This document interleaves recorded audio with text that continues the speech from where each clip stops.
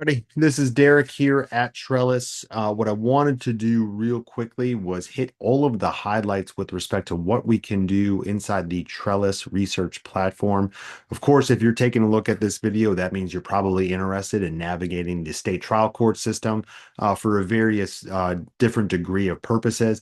I want to make sure you're aware of all of the various tools that we do put at your fingertips while you're navigating that complex court system. So I'm going to go through this very quickly. If you have additional questions, please reach out to us. We'd be more than happy to talk to you about this in detail because this is quite frankly just scratching the surface. So we'll start here at the homepage, of course. Here, I know it's just a simple search bar, but everything we're going to show you on the left-hand side here in my tabs, you can access from this search bar. The first search, probably the most popular on the platform, is running what we would consider a party search, right? It's the opportunity to search across all 45 states that we provide coverage in. Here, I'm looking for everybody's favorite search tool, Google, if you will. And I can show here in this docket tab that we have almost 4,300 cases where Google, right, is one of the parties in the case. Now, just explaining these tabs real quickly at a high level. This rulings tab is for those researchers that are in California where they have access to tentative rulings where you can understand what the judge is thinking before eventually ruling on a specific motion. Docket tab, the one that we're in right now, is of course cases where we're going ahead and matching our search criteria to the individual cases. The document tab will be all of the documents that are contained inside these dockets or where Google specifically is mentioned as a party. So here you're going to have your cherry pick fun of about 33, almost 32,500 documents, I should say. And the last one are verdicts, right? Verdicts are we're taking actual verdict data from these cases and putting it into the tab so it's easily searchable if that's what you're trying to do inside our platform. Now, of course, it would be easy if you had a case number. You can take this case number, put it in the search bar, and we will pull up that case. That way you can take a look at it. You can obviously find cases by the party name like we just did here, but you're not required to. Here in another tab, I'm showing you that I ran a quick search for just the keyword shareholder and then the cause of action, breach of contract. And what essentially we're doing here is showing you that we now have 4,300 cases where these words appear someplace inside the docket, right? So it's either in the cause of action, inside the complaints, or notated someplace inside the docket in terms of one of the events that have occurred. Now, to show you what I mean about the specific docket, I'm going to pick on one of the more popular cases people track here on Trellis. It's the Don Lemon versus Elon Musk case coming out of San Francisco County. Now, what you'll see here at the high level is effectively what you would see if you had to go to every single one of the county courthouse websites to pull relevant data, right? And we're going to cover almost 2,700 of those county courthouses, but make it super simple so that way you can just type in a couple of words and find the case that you're interested in. Now, here you'll see all the case details showing you how that courthouse in San Francisco has this case subcategorized. We're also going to pull out the causes of action here on the right-hand side so that we can quickly understand what's at issue in this case. And then as we scroll down, of course, this is the party section. So at Trellis, if you're an actor in a case, we're going to consider you a party. So you'll notice we have, of course, the litigants, plaintiffs, and defendants, but we also have their attorneys parsed out here as well. And we have a button below each of them where we can run an attorney analysis. We're going to talk about that in just a second. Below that portion, the party portion, let me change my view here real quickly to the thumbnails. You will see all of the case documents that exist with respect to this case. Now, to make this searchable, we have the entire docket or the case events below here, where by keyword you can type in, for example, order, complaint, whatever it is that you're looking for. And we're going to cherry pick all of these keywords from the docket sheet, showing you what's happened so far, including future dated hearings, as you can see this one here in this specific case. Now, if we go back to the top of the screen, I want to show you at the very top of the bar or in this screen, you will see that we have a couple of buttons where you can utilize to make your research life a little bit easier. For the first, let me slide this one out. If I click this case strategy report, you're going to see that we're choosing one of the complaints to run the actual report from. Now, what you'll see here is a brief overview of all of the data we're able to extract from this complaint, right? The first couple of table of contents, if you will, are basically giving you a quick summary of the case, right? Who are the lawyers involved? What were the causes of action? And then what did the plaintiff say with respect to this specific case? Below here, when we go through the elements, we can start helping out on the research side just as quickly as it is to produce this report. And here's what I mean. When we see the legal defenses section of this report, we are now searching inside the same county, in this situation, San Francisco County, to pull out legal defenses that have been used in similar cases with the same causes of action, right? It's a really quick resource guide to point you in the right direction of where you want to start thinking about defending a case just like this. Now, as I scroll to the bottom, I think one of the really cool things about this report, especially if you're unfamiliar either with the judge, right? We'll produce the judge information here so you're familiar and have an idea of where that judge may sit. But we also offer jury pool analysis. And specifically, I'm going to draw your attention to jury trends. We are tracking all of these cases in real time. And as that case goes to a verdict, we're taking that verdict data and then connecting it to the case to make it otherwise searchable. And now what we're able to do is take that for that venue, in this case, San Francisco, and say the trends are going up, down, staying the same relative to the underlying causes of action in this case. Again, really, really helpful if you're not familiar with the specific jurisdiction, where we can jump in and help you with that respective research. Now, if we scroll back up to the top, one of the brand new tools here at Trellis, let's move this over real quick, is the Ask Anything About This Case. Let me scroll back up and move this over. What we're effectively doing, or what I've asked about this case without doing any research myself, is I asked what happened in this case and what is the current status. And what you're going to see us do is we're going to provide an analysis based on just that docket information where we have access to all of these documents and provide an answer that's contained explicitly to this case, right? So you'll understand when the case was filed, who pled what, initial filings with respect to motion activity, et cetera. And we're going to put down these hyperlinks that will take you into the actual documents themselves. So that way you can confirm what we're putting here for output with respect to what actually occurred in the case.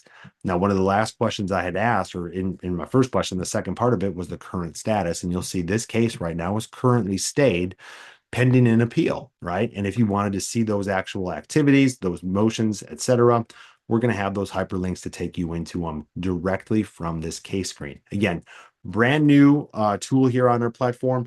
It really cuts the noise in terms of having to go through a lengthy docket and only pull out just that information that's going to be relevant to you when you're searching. Now, the other button at the top of the screen, Attorney Analysis, when we click on this one, similar to what we saw in that party box, now we're going to have all of the attorneys listed in this case. And if you want to report on that attorney, they're one click away. I already have this pulled up for my favorite attorney. This is going to be Keith Mitnick out of Florida. What you're going to see here is we're going to go on a state-by-state approach, showing you the types of cases that that specific attorney typically works on, with hyperlinks that'll take you into that specific case if it's of interest. But really, the highlights here are going to be what we can deduce from their overall caseload. So here, for example, for Keith Mitnick, we're going to talk about, yep, he predominantly represents plaintiffs. It's a lot of strategic use of scientific and technical expertise. He crosses into multi-jurisdictional, multi-party cases. In other words, this guy's a heavy-duty litigator. We can also deep dive into his discovery approach, and you'll see these hyperlinks that'll take you, of course, into those cases where you can see his, for example, discovery approach in those specific cases. Same thing at the motion practice. And then when we come down here to case outcomes or case duration, this is where we're going to be able to see, does that lawyer typically take cases to trial? Do they force arbitration if you're thinking of it from the defense perspective? Or perhaps are these lawyers filing cases and then settling them quickly thereafter? Here for Keith Mitnick, he has a lengthy history of taking cases all the way from the very initial point of filing for years or decades even to eventual verdict, right? In other words, Keith Mitnick is going to take this case to the length he needs to in order to reach his client's satisfaction, right? So taking it from here at the lawyer level, now understand what we can do at the motion side as well. So if we're able to index the lawyer, we're able to index the parties that we talked about earlier. For example, we search for Google. Now we can also do deep dive searching into the actual filed documents. So here what I did, and I'm going to touch on experts more specifically in a second. But here, if I was looking to exclude expert testimony, a really simple search for me, maybe to try to find motions in limine where we're trying to exclude specific expert testimony. And you'll see here, this basic search across 45 states is showing me 1.4 million documents. If I wanted to, and I would encourage you to do so, you can scroll down and start filtering it by a specific judge. So, in other words, if you're in front of a judge and you want to see that judge's history dealing with expert testimony, let's definitely filter it by judge, or at a minimum, we can come down here and filter it by county, right? Then make that argument to say, Your Honor, you may not have ruled on this in the past, but someone else in this county has, and this is what they've said, right? This is going to give you that pinpoint accuracy to deep dive into the data in your specific venue. Now, one of the really cool features, especially if we're filtering it by a specific judge, is then let me move this out of the way real quick, is to find judges' orders and understand what their reasoning is. So here, for example, the search I ran was to say, show me orders for summary judgment. And then I included just as a cause of action, a wrongful death, right? Now, on our little ask anything about these search results tool, I simply asked the question, what was the judge's reasoning in these orders? And now we're going to go through all of the documents on this screen. We're going to parse out the information that you're looking for, including a hyperlink into that document, so that way you can jump immediately into it, or give you the opportunity to ask a follow-up question. And a lot of the researchers are going to do this. They may want to see a chart of all of these documents, and we can ask to go ahead and put the case number in there, the location, the judge's name, and then the hyperlink into the document. So that way, if we want to take this and put it into an Excel spreadsheet, we can now start working together to eventually get from point A to point Z in our research platform, especially when we're trying to dial in the language we want to use to motion the court, hopefully in a situation where they're going to grant it based on what they've done in the past. Now, the beauty of this is if we wanted to, for example, if we come back up here to the very top, if I wanted to take a look at this exact document, we already have the hyperlink here. I can pull this one over into my tab, and I'll have access to what was actually filed here in the court, or in this situation, the actual judge's order. Once this populates, you're going to see the actual order itself, right? This one's not so complex. Typical judge response, motion for summary judgment as a wrongful death claim is granted. Not a terrible amount I can learn from this, but at least I now know, hey, this judge has granted one of these before. But if we do have a lengthy document, we have a whole host of tools at the very top of the screen where we can start getting into the details of this document. So, for example, if it's a lengthy argument on a motion, we can ask for a short summary, we can analyze the argument, we can deduce key facts, etc. And they're only one click away. Now, key facts on this 1 or 2 page order isn't going to be substantial, but when you're looking, of course, at a document or a brief that's lengthy, you're talking 50, 100, 150 pages long, that's going to shortcut the time you need to go ahead and deduce the information you want from that specific document. So you'll see here, even though we don't have a huge document, we're pulling out the key facts on this case. And if I had any follow-up questions specific to this document, we have a chat box here as well, where you can go ahead and ask any question about this specific document. Now, consider what we've already done, or what we've already done here. We've looked at cases by party, we've looked at attorney analysis, we've looked at documents, order searching, etc. A couple of the things that are, really important when analyzing potential liability in a case, or just basic research, is looking up the judge statistics. We've had this forever here at Trellis. I'm picking on Judge Heiberger in Los Angeles County, where we're going to see a high-level overview of how many cases the judge has, how long does it take to move a case, and then down here in this pie chart, what types of cases does the judge have? Now, what's really useful is this motion tab, and I pick on Heiberger for this purpose. If we land at demur motions, looks like Judge Heiberger is granting demur motions much higher than other judges in LA County. But then if I come down here, for example, to summary judgment, this is now after discovery's been completed, his grant rate is significantly lower than the other judges in LA County. This helps shape your defense of respective cases, right? Where you may want to pour resources in order to attack a complaint if you're from the defense point of view, right? Now, outside of the attorneys, outside of the judges and the parties, one of the brand new tools we're offering is going through all of these cases to find experts that have testified. You'll see here in our expert analysis search bar, I may not know who specifically I'm looking for, but in this situation, I went ahead and said, I want to find me an expert that has expertise in economics. And I went ahead and chose all the different variations of potential expert testimony. And I limited my search to just New York. And now I'm looking at all of these experts that have appeared before in New York that match my initial search criteria, right? We want those that are going to be someplace in the economic field and across their different specialties. Now, at the individual report level, and I'm picking on an expert, Todd Gaddis here, we are going to show you all the information that shows up in the docket for that expert. So, for example, for Todd Gaddis, we can see that he's employed by Uber Technologies. If we take a look at his area of expertise, he's a data science manager that specializes in Uber's app and those activities. And below, this is probably my favorite part of this one.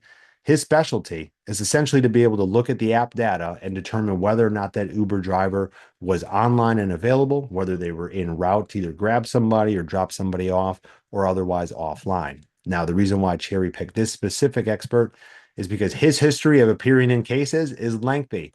So here are the sample case citations where he has been involved in all of these cases. And if you wanted to jump in to see his affidavit, or you wanted to jump in perhaps to see a lengthy motion, you're again just one click away to pull that information into our platform, just like we were looking at a minute ago for the judge's order. And in this situation, for this expert, we now are looking at a 20-page document where, again, we can run some of these really quick tools with one click instead of spending our time reading all 20 pages of this nice lengthy statement showing that, hey, a driver may or may not have been on the clock for Uber at the time of a collision. We can go ahead and run this analyze argument tool real quickly to deduce what was actually being argued in this specific motion. So again, this is a brand new tool on our platform. It's the ability to extract expert information. And you can see here as we're pulling this information out, we're going to pull in the argument, we're going to pull in the case citations, and then show how that's applying to the actual case here. So when we scroll down and take a look at Uber's motion for summary judgment, relying, of course, on that expert's testimony, we can understand what's actually happening inside this case.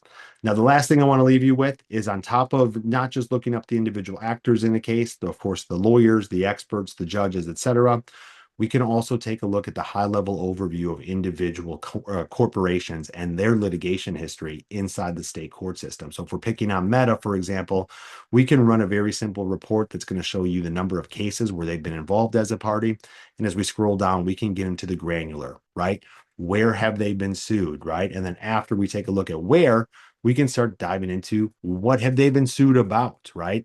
And we can start tying in our different area of expertise that perhaps I think we should be representing Meta in specific types of cases or in specific venues, all the way down. If I go ahead and scroll us down here to the firms that have represented them in the past, right? And of course, we're going to give you that data to show you these specific cases, right? So if you wanted to see old 17 where Munger Tolles was representing Meta, we can absolutely get you that information. Again, this is a high-level overview of what we can do here at Trellis when it comes to the state trial courts. It's a messy area. We cover almost 2,700 different counties. That's going to cover 3,600 courthouses, right? So when it comes to state trial court data, I want you to think about Trellis, and let's talk about this stuff in more detail as it's relevant to you in your practice. Thanks.